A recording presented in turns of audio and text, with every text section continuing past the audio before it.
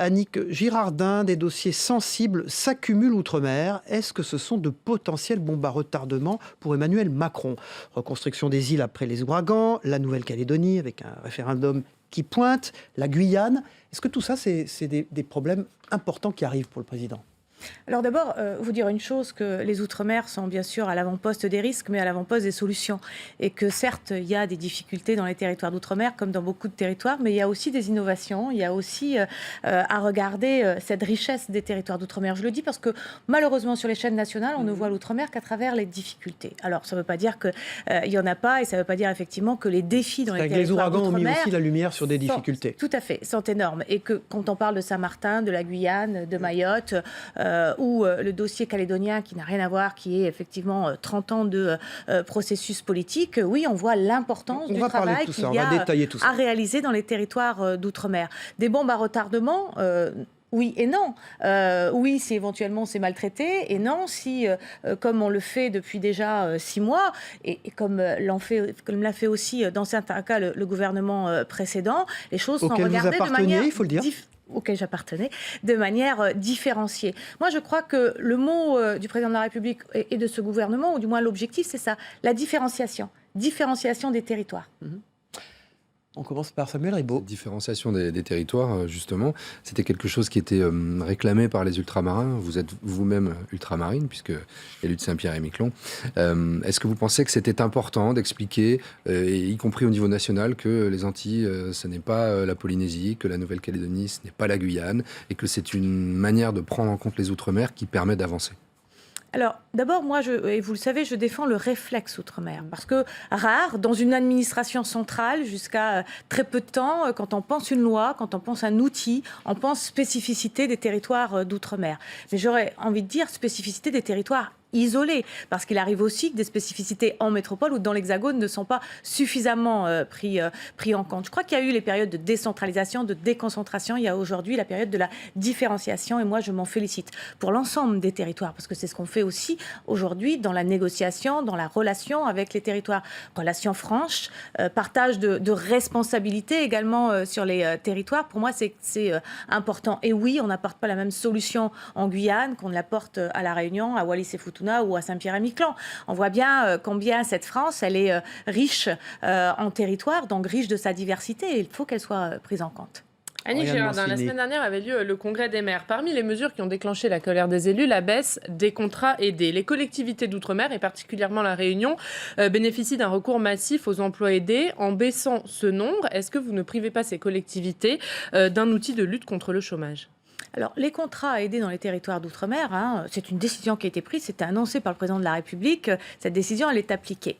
Nous l'avons fait à un rythme différent dans les territoires d'outre-mer. La baisse a été beaucoup moins importante dans les territoires d'outre-mer. On s'est battu pour que ce soit le cas. Les élus des territoires, bien sûr, également. Et la réponse a été positive. La baisse est moins importante et elle va continuer à être moins importante sur les années à venir. En même temps, on ne peut pas se contenter dans les territoires d'outre-mer comme ailleurs de cette seule réponse à la difficulté du chômage des jeunes, qui est beaucoup plus important dans les territoires d'outre-mer qu'en métropole. On voit bien donc que c'est une histoire d'écosystème. Et souvent, on dit que j'ai comme chantier la revue de la fiscalité, non pas que de la fiscalité, la revue de l'écosystème du développement économique et de la formation dans les territoires d'outre-mer, qui vont obligatoirement accompagner cette prise en compte de ce que les outre-mer doivent faire, c'est-à-dire les grands défis de leur siècle que sont la lutte contre effectivement le chômage, donc un développement économique beaucoup mieux intégré dans leur bassin maritime, et puis bien sûr également le défi environnemental, vous le savez.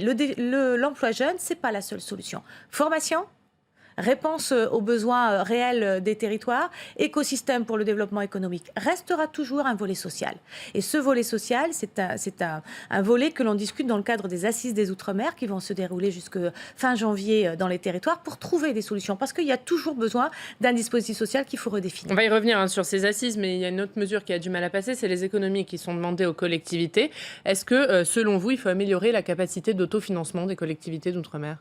Alors, vous savez, les territoires d'outre-mer, ce n'est pas que l'autofinancement. Je parlais d'écosystème tout à l'heure. C'est véritablement comme ça qu'il faut voir le développement des territoires d'outre-mer et le faire avec les élus de terrain. Moi, je suis une femme de terrain. Je consacre 40% à la construction ou la reconstruction de ces territoires avec les élus eux-mêmes.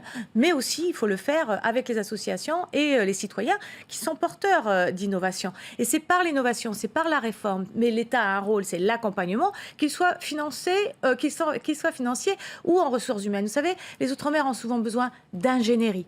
On a beaucoup de petites collectivités territoriales qui ont besoin d'ingénierie pour les accompagner dans leurs projets, pour bénéficier à la fois de ce qui existe en termes de fonds nationaux, mais aussi européens. Et c'est souvent ce qu'on remarque, c'est-à-dire qu'il y a les ressources propres, bien sûr, mais il y a aussi de l'accompagnement financier qui n'est pas suffisamment utilisé, faute de capacité à monter les projets dans un temps nécessaire. On va parler des assises de l'outre-mer qui vous tiennent à cœur. Elles ont été lancées il y a 2 mois. Quelles sont la réalité des objectifs à atteindre, Annick Girardin ? Alors, les objectifs des assises des Outre-mer, c'est de construire en 6 mois, en 1 an, les réponses dont les territoires d'Outre-mer ont besoin. Et ces réponses sont multiples. Il y a d'abord le cadre. Il y a un cadre institutionnel où il nous faut effectivement regarder les choses de près. Le président de la République l'a dit en Guyane. Ceux qui voudront aller plus loin dans la volonté d'avoir des habilitations particulières pour agir sur les territoires et répondre à des spécificités, on pourra l'accompagner. Il y a l'écosystème économique, donc revue de toutes les aides économiques pour avoir une réponse plus adaptée. Et puis, il y a également, bien sûr, comment sur les territoires on incite l'innovation, comment on pousse à l'innovation, comment on crée cette dynamique. Et pour créer cette dynamique, il faut pouvoir aussi créer une dynamique à partir des territoires. Et les assises des Outre-mer, c'est de mettre en avant les réponses des territoires d'Outre-mer, les innovations, de redonner la parole à ceux qui ne l'ont pas. Dans les territoires d'Outre-mer, c'est là où il y a eu le plus bas taux de participation aux dernières présidentielles. Ça veut bien dire que la confiance est à renouer avec, bien sûr, les élus des territoires, mais avec les populations, avec les associations. La traduction sur les populations, d'ailleurs, alors, quelle est-elle ? La traduction, c'est véritablement des réponses. Si on prend en Guyane, la traduction, ce sont des écoles, ce sont des hôpitaux, ce sont des projets économiques de jeunes qui sont accompagnés, parce qu'aujourd'hui, qui pourront être mieux accompagnés, parce qu'aujourd'hui, les dispositifs ne sont pas adaptés. On va reparler de la reconstruction, puisque l'État et Saint-Martin ont signé mardi un accord de reconstruction de l'île balayée par l'ouragan Irma. Est-ce que cet accord, c'est l'occasion de changer les règles et surtout de mettre fin au dysfonctionnement ?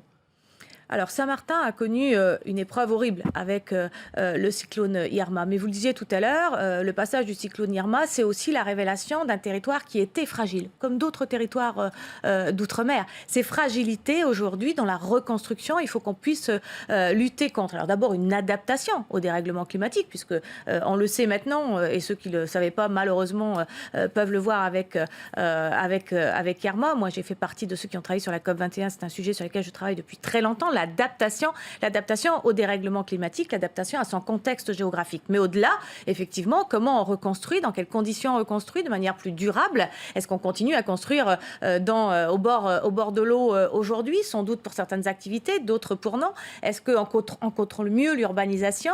Et comment l'État, parce que c'est de sa responsabilité, accompagne la collectivité territoriale de Saint-Martin, qui a des compétences en matière d'urbanisme, puisqu'elle a un statut particulier, un article 74, comme on l'appelle dans les territoires d'outre-mer. En matière de reconstruction, il est justement prévu qu'un plan local d'urbanisation soit conclu et qu'il soit beaucoup plus contraignant, des normes cycloniques, vous l'avez dit, peut-être des zones où il serait impossible de construire à l'avenir.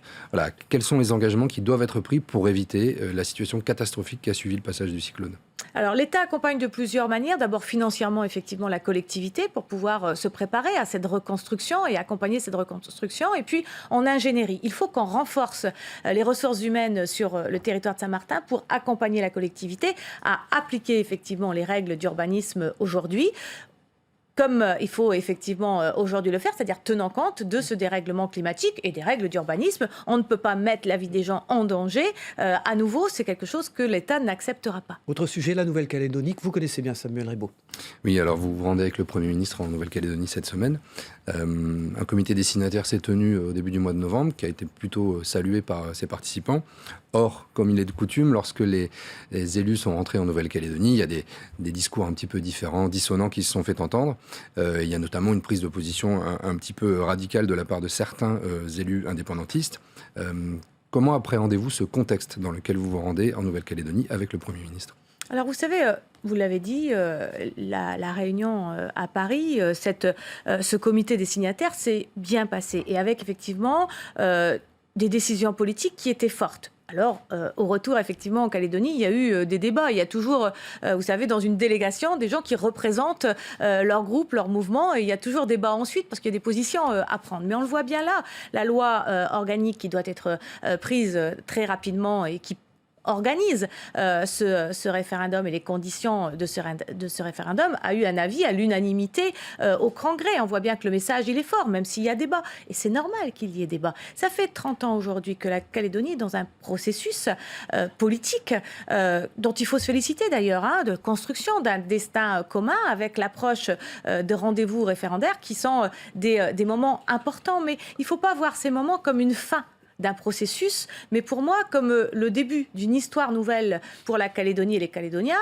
une page qu'il faut entièrement écrire et écrire avec cette jeunesse. Et moi, je me réjouis qu'au-delà, effectivement, de la question du référendum, on travaille dans le cadre des assises sur la jeunesse en Calédonie et l'avenir de la Calédonie qu'il faut écrire avec cette jeunesse, je le redis encore. Oriane Mancini. Dernière question sur ces dossiers Outre-mer. Un petit mot sur la Cité des Outre-mer qui a pour but de faciliter la découverte des Outre-mer. C'est un projet promis depuis 15 ans, lancé à la Villette par François Hollande en mars 2017, qui a déclaré son irréversibilité. Et depuis, rien ne bouge, alors qu'elle devait voir le jour en 2019. Est-ce que c'est un projet qui est encore d'actualité ? Alors, c'est un projet qui a plus de 30 ans. Qui est d'actualité, qui est débattu dans le cadre des assises. C'est un projet où moi, quand je suis arrivée, j'ai trouvé un ministère de l'Outre-mer très engagé, et il restera engagé, mais un ministère de la Culture absent du projet, une région Île-de-France absente du projet, alors que la présidente d'Île-de-France souhaite revenir, bien sûr accompagnée par la mairie de Paris, il faut s'en féliciter.